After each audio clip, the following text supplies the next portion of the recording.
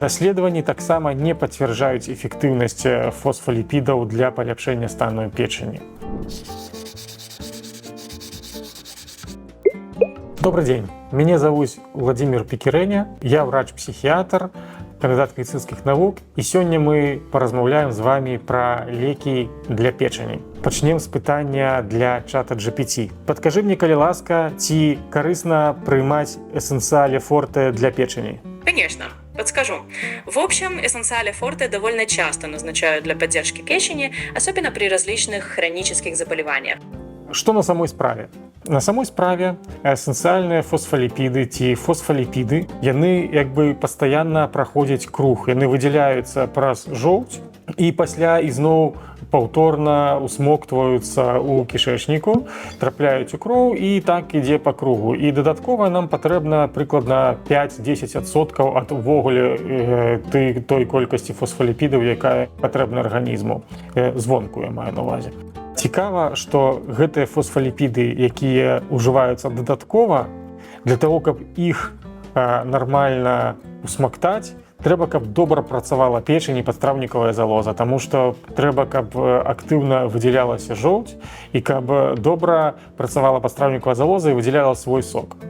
А шмат у каго з людзей з пашкоджанай печонкай ёсць якраз менавіта з гэтым праблемай. І дадаванне яшчэ тлушчу ніякім чынам не павялічвае верагоднасць аднаўлення печені і ніяк не змяншае цяжкасць яе пашкоджанняў. Таму ужыванне эссенцыяльных фосфаліпідаў няма сэнсу, і даследаванні таксама не пацвярджаюць эфектыўнасць фосфаліпідаў для паляпшэння стану печені. Мала таго, калі вы параўнаеце колькасць гэтых самых фосфаліпідаў у капсуле эссенциале форте і, напрыклад, у адным яйку, то акажацца, што одно яйка заменяе 4 капсулы эссенциале форте. Мало таго, з яйкам вы яшчэ атрымаеце вялікую колькасць іншых карысных рэчываў, у тым ліку бялкі, у тым ліку мікраэлементы, і ў гэтым сэнсе гэта будзе і танней, і эфектыўней, чым прыманне нейкіх кропелек тлушчу ў капсулах. Яшчэ адным папулярным сродкам для як бы падтрымання печені з'яўляецца алахол, у склад якога ўваходзіць сушаная жоўць, часны, крапіва і актываваны вугаль. Якім чынам гэта ўсё павінна аднавіць печень, невядома, таму што ніякіх механізмаў дзеяння і ўплыву на печень няма. Можа быць, яны тэарэтычна і ёсць, але яны на дадзены момант невядомыя, і даследаванні, якія паказвалі эфектыўнасць гэтага леку для падтрымкі печені ці для лячэння, напрыклад, гепатыту ці іншых печоначных захворванняў, няма. Таму няма сэнсу яго і прымаць. Яшчэ адным папулярным сродкам, які назначаюць для лячэння хвароб печені, прытым яго рэкамендуюць пры вельмі вялікай колькасці печоначных праблем і пры хранічных гепатытах, і пры печоначнай недастатковасці, нават пры цырозах, пры алкагольных і неалкагольных паражэннях печені з'яўляецца гепатасан. А калі мы паглядзім, што ж у складніку ў ім, то аказваецца, што гэта кавалачак высушанай печені свіні.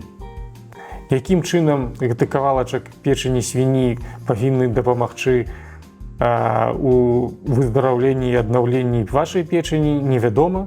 Калі вам ужо хочацца з'есці печонкі, то можна пайсці у краму ці на базар, набыць, прыгатаваць смачна, з'есці, і гэта будзе дакладна не менш карысна, а магчыма і дакладна нават больш карысна, таму што вы атрымаеце вялікую колькасць карысных рэчываў, пад'ядзіце, палепшыце свой настрой і павялічыце разнастайнасць сваёй ежы. Вялікая колькасць рэчываў, якія таксама ўжываюць пры хваробах печені, якія павінны павялічваць выпрацоўку жоўці. Гэта, напрыклад, растаропша, карсіл, селімарыл, і ўсе гэтыя лекі на самой справе не працуюць. Яны могуць тэарэтычна павялічваць выпрацоўку жоўці, але такім жа самым чынам выпрацоўку жоўці павялічваюць любыя іншыя стымулятары. Гэта ежа тлустая, гэта мяса смажанае, і гэта стымулятары выпрацоўкі жоўці істотна мацнейшыя чым тыя лекі вось расторопшыя і падобныя лекі. Таму прымаць іх няма сэнсу, за тыя самыя грошы можна набыць прадукты, якія вам будуць падабацца, якія адначасова будуць стымуляваць выпрацоўку жоўці. А што ж на самой справе дапамагае падтрыманню печані? І самае галоўнае, што дапамагае падтрыманню печані, гэта адмова ад яе таксічнага паражэння ў выглядзе найперш алкаголю. Калі чалавек пазбаўляецца ад ужывання алкаголю, то ўжо 90% нагрузкі на печань знікае. На жаль, Беларусь зараз знаходзіцца на першым месцы ў свеце па алкагольнай смяротнасці. І у тым ліку гэтая смяротнасць звязана з пашкоджаннямі алкаголем печонкі. І адмова ад алкаголю – гэта тое, што выратуе вялікую колькасць жыццяў і не патрэбна ніякіх расторопшаў, ніякага эсэнцыяля. А калі чалавек працягвае ўжываць алкаголь, то ні эсэнцыяль, ні расторопшы ніякім чынам тым больш не дапамогуць і не ўраўнаважаць. А калі ў чалавека ёсць вірусныя гепатыты, напрыклад, гепатыт С, то трэба прымаць адпаведнае лячэнне. Пэўную колькасць гадоў таму з'явілася эфектыўнае лячэнне, якое дазваляе цалкам вылечыць гепатыт С. А вось ад гепатыту Б лячэння на дадзены момант не існуе, затое існуе вельмі эфектыўная прышчэпка. І калі прышчэпіцца, то можна забыцца пра гэтую рызыку і спакойна жыць.